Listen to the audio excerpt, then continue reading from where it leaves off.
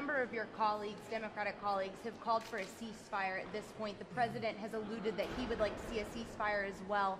Are you concerned about equivocating Israel with Hamas? Yeah, first of all, this is real simple. If Hamas stops firing on Israel, there is going to be no more fire because Israel is not going to fire back. So there's no equivalent here. These are two very different groups, one being a national country, the other being a terrorist organization. Thank you. And then last question is on the arms sale that has gone through with Israel that Congress has signed off on, but now it's looking like some leaders might be asking for that to be held. Can you just explain where that stands? Yeah, we've signed off on that. This sale's been in the works, as happens every year for many, many years. 4 people have to sign off on it. Myself as the Republican leader of the Foreign Relations Committee in the United States Senate. The Democrat leader also has to sign off the same way in the House. The Republican and Democrat leader have to sign off.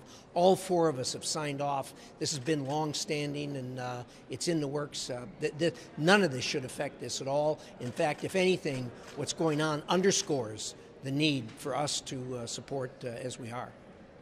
Okay, thank you. Thanks much. Concerned at all about what precipitated the unrest, though? Some of the concerns that Democrats have raised about the occupation, I hope. The disproportionate amount of deaths that from Palestinians. You have about a dozen Israelis that no loss of life is good, about a dozen Israelis, but you have several hundred Palestinians who have lost their lives. So there is a disproportionate impact in this conflict. When you're using live fire like this into another country, you can expect live fire back. This is on Hamas. It is not on Israel. Hamas is using civilians as shields, and they actually locate their weaponry within civilian populations. There are going to be civilian deaths in that case because Israel or any other country, including the United States of America, would fire back if indeed people were endangering our citizens. So that's going to happen. It's very unfortunate. This is not on Israel. This is on Hamas. Thank you very much.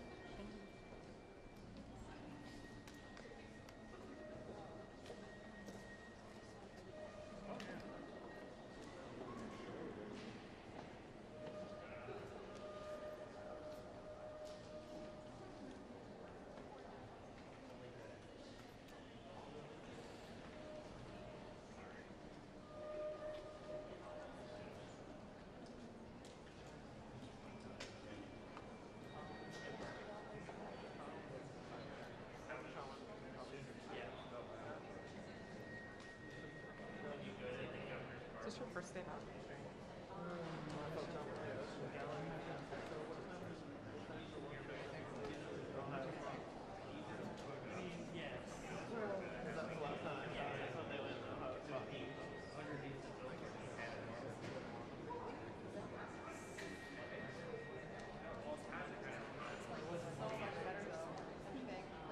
Because we gotta open this hallway up. Oh no. Worst for you.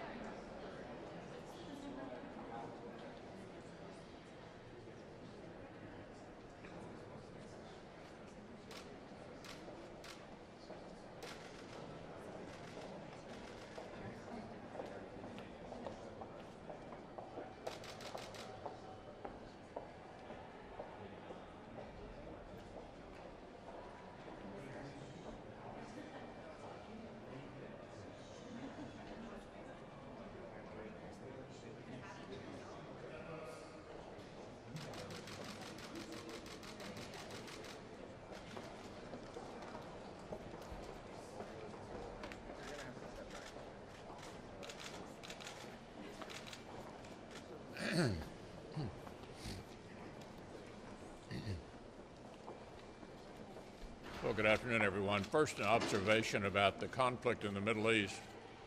I'm really perplexed about the argument that there's some kind of moral equivalency between Hamas, a terrorist organization funded by Iran, and Israel. There are all kinds of differences. Number one, when Israel strikes, for example, they call the building and say, please get out of the building because we're about to attack it, in order to minimize civilian casualties. Hamas is lobbing rockets into Israel to kill civilians. There is no moral equivalency here, and those who are calling for a ceasefire are basically suggesting that there is moral equivalency. I think we need to stand by our Israeli friends. Imagine what our reaction would be if somebody was lobbing these missiles into Washington. I think we'd be hitting back, but we'd be hitting back with precision. Secondly, we had a good discussion at lunch about the January 6th commission. I think I'm safe in characterizing our conference as willing to listen to the arguments about whether such a commission is needed. One thing I think we need to bear in mind, there are hundreds of arrests that have already occurred. The Attorney General is pursuing many more. There's a serious criminal investigation going on right now. Query, would the January 6th Commission in any way interfere with the criminal investigations and the law enforcement activities? Number two, we need to read the fine print. Even though the commission appears to be balanced, my staff tells me that, in fact, the majority, the chair, who will be determined by Pelosi and Schumer, control all the staff hiring.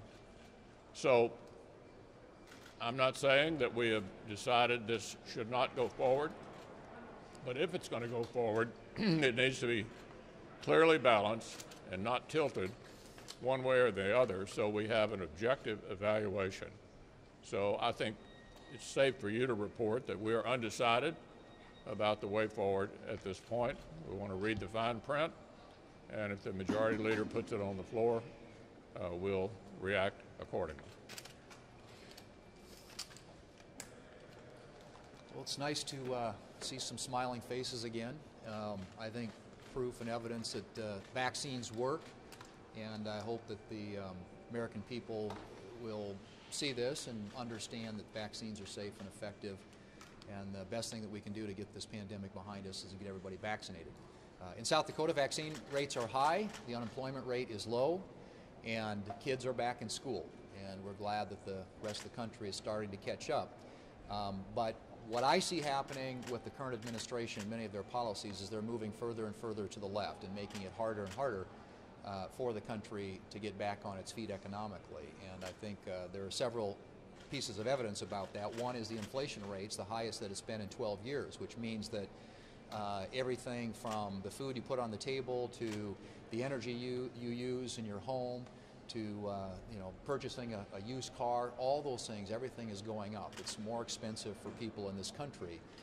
Secondly, you had in the month of March 8.1 million job openings, and yet the April employment report recorded that only 266,000 people got jobs, meaning that there is a huge gap, a huge disconnect between the number of jobs available out there and the people who are actually wanting to go back to work. And one of the reasons for that is the Biden administration has adopted to put policies in place and keep policies in place that make it harder and harder for businesses to compete with the federal government. The unemployment rate increase, which has been locked in now until September, is making it harder and harder for employers across this country to hire. And that's going to continue you're going to continue to see that unemployment rate tick up until that changes. And so I hope that the administration will realize that their radical policies, their very leftist policies on the economy, whether it's the massive amount of spending, the proposed tax increases which would kill jobs in the economy, are not the right policies. That if we would stick to and adhere to the pro-growth policies that were in place prior to their arrival at the White House, that we were seeing our economy grow and expand at the fastest rate in generations. And those are the types of policies we think need to be in place, and hopefully the administration will come to that conclusion.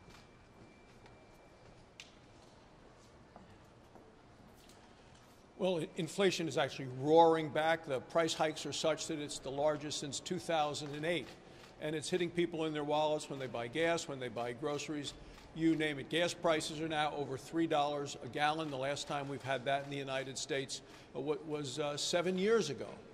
And when you take a look at the Biden administration and their deliberate policies of attacking American energy, there's no surprise that energy prices are up. This is predictable, and it would have been preventable. Right now, we're using more oil imported from Vladimir Putin and Russia than we're using oil from Alaska. That's a result of the policies of this administration. So whether you need to either heat your home or cool your home, you're going to pay more. We had one pipeline that shut down last week. It caused panic, it caused long lines, and we're going to see more of this with this administration's policies. So people are paying more, but it's not just going to be about energy costs. We're also seeing it for products. Used cars, used trucks up 10% in cost last month alone. Higher grocery prices. And it's not just Republicans who are predicting it. President Obama's Secretary of Treasury, had said that this was going to happen if you continue with this massive amount of spending of this administration. They saw this with the last so-called stimulus bill, a coronavirus relief, which wasn't about coronavirus relief. It was going to overheat the economy. That is exactly what happened. And President Obama's Secretary of Treasury said the thing that was a surprise to him was that the inflation has gone up so quickly, and faster than he would have ever expected. We're going to see more of this if President Biden continues with these policies of taxing and spending. And guess what the House wants to do? More liberals came out and said, no, $6 trillion isn't enough. Last night, they came out with a counteroffer to their own offer, and they've gone up to $7.1 trillion. This is administration and Democrats who are absolutely have a misguided obsession with taxing and spending, and this is going to be to the detriment of the American people. Well, for the first time in a long time at home, I think all of us are hearing about inflation. The other thing we're hearing about that we've been hearing about now for weeks and months is people just don't want to go to work. That there are more jobs than there are people that want to go to work, and a lot of that is caused by the federal government. If you add the $300 a week to the average state unemployment, your weekly unemployment, including that $300, is $618 a week. If you can make more than $15 an hour by staying home, a lot of people can't make that right now going to work. It doesn't mean that $15 an hour is the problem. It means paying people too much not to work is a problem. I talked to a person last week who runs a theme park, Branson, Missouri, been there for years, one of the great theme parks in the country, Silver Dollar City. He said we could hire 150 people in the morning if we could find them in the morning. I talked to a guy who runs a chain of hotels. He said our problem is not the customers anymore, it's being able to handle the customers. He said we could rent more rooms, we could fill more rooms if we could clean more rooms, and we're having to turn people away because we don't have the staff it takes to run the hotel the way we'd need to run it. 21 states have either already stopped or announced they're going to stop accepting the $300 additional federal money. Washington, D.C. is creating a problem here that states are having to solve one by one on their own. It's time we realize the problem we're creating both with inflation and a shortage of workers in the country, and we need to have that discussion. Yesterday was tax day, and it should serve as a good reminder for all of us who is really paying for all of this extreme spending that the Democrats are doing, and that's the American people. It's hard-working American people. And what we see coming out of the Biden administration is some plans to start raising taxes on these very same hardworking Iowans and Americans. One of the provisions in Joe Biden's tax policy plan is to eliminate a provision that allows farmers and small businesses to pass on their assets without incurring huge tax liabilities. That is really important for the folks back home. We see another provision that would end the cap on the state and local tax provisions for our liberal coastal elites. And I've got to get this right. They're deductions. It would end repealing the cap on state and local tax deductions. Again, the SALT. And I have to get this right. I'm going to quote this, okay? Everybody pay close attention because the quote is from AOC, folks. AOC says, this is a, quote, gift to billionaires, end quote, and a, quote, giveaway to the rich, end quote. And you get it here first, folks. This is probably the only time that I will ever agree with AOC. Okay, these tax provisions that are being promoted by the Biden administration, they really are in certain areas a giveaway to billionaires. Okay, if we have the extreme left saying these are giveaways, and obviously hearing from my hardworking Iowans back home that have worked their entire lives to put together their farms, their small businesses, they are pushing against these tax policies. I haven't heard of many folks that believe this is the right thing to do. So again, we've got to end the taxing and the spending. This is not good for our economy, not good for our recovery. And I hope the Biden administration is not only listening to AOC, but also just plain old hardworking Americans. The phrase that best describes the Biden Democrat agenda is systemic socialism. You know, other than Bernie Sanders and AOC, they don't like to talk about socialism because they know the American public is completely against socialism. But so let's look at what they're doing. They're talking about redistribution of wealth, that's socialism, check. High taxes, that's socialism. Bigger government, that's what they want, socialism. They want to take away our rights, the First Amendment rights and Second Amendment rights, that's socialism. And what else happens with socialism? Prices go up. If you just look over the last 14 months, lumber prices are up almost double. Meat prices, 16%. Gas prices, 49%. Bread and grain prices, 68%. Now, who does it hurt? It hurts the poor. It hurts somebody on fixed income. Their wages don't go up like that. And so the Democrats say they care about those people, but it's the opposite. Their systemic socialism hurts the poor and hurts the people on fixed income. You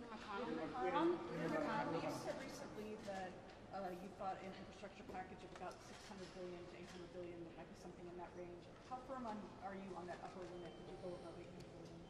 Well, I've asked Senator Capito to be our leader on that, and she's produced a bill of around $600 billion that she thinks makes sense. As you know, 5 of our members met with the president on that subject. They are today meeting with the Secretary of Transportation and the Secretary of Commerce, and I'm going to defer to her if she's in the lead on this, and I'm comfortable with where she's taken us so far. Are you open to bipartisan negotiations on the 1-6 Commission? Will you all propose what you'd like to see, the changes with the House and with the Senate Democrats?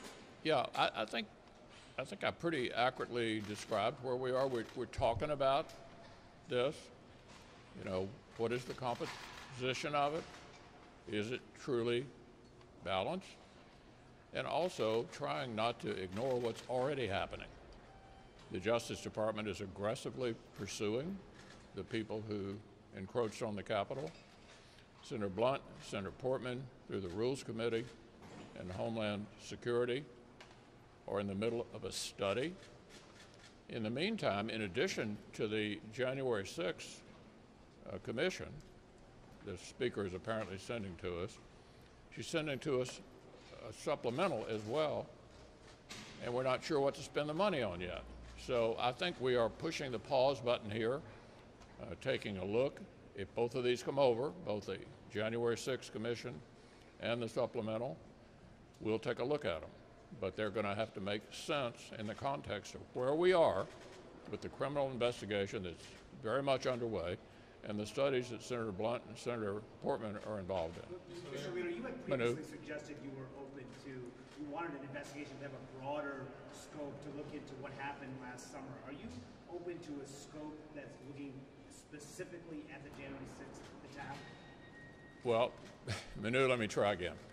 We are discussing this whole matter in our conference. We just had a good discussion of it at lunch, and we're evaluating what is appropriate given where we are. And I don't have an answer beyond that at the moment. Yeah.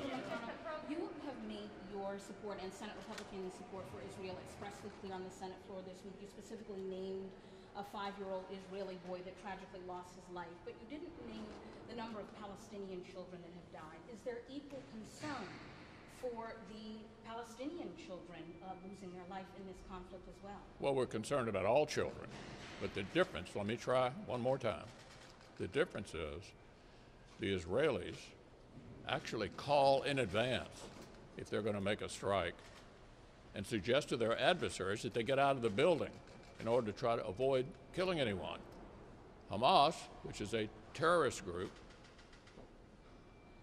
lobs shells into populous areas with the purpose of killing innocent civilians. The total lack of moral equivalency. There are a significant number of Democrats now who want to throw Israel under the bus and act like there's some equivalency here. There isn't. Completely without moral equivalency. A terrorist group on the one hand that exploits, by the way, the Palestinians themselves by frequently putting them in harm's way, and the Israelis who are going out of their way to make precision responses to defend their country and their citizens. Mr. Leader, how confident are you that there will be a deal on police reform by next week, or the deadline set by President Biden? Well, you need to check with Senator Scott.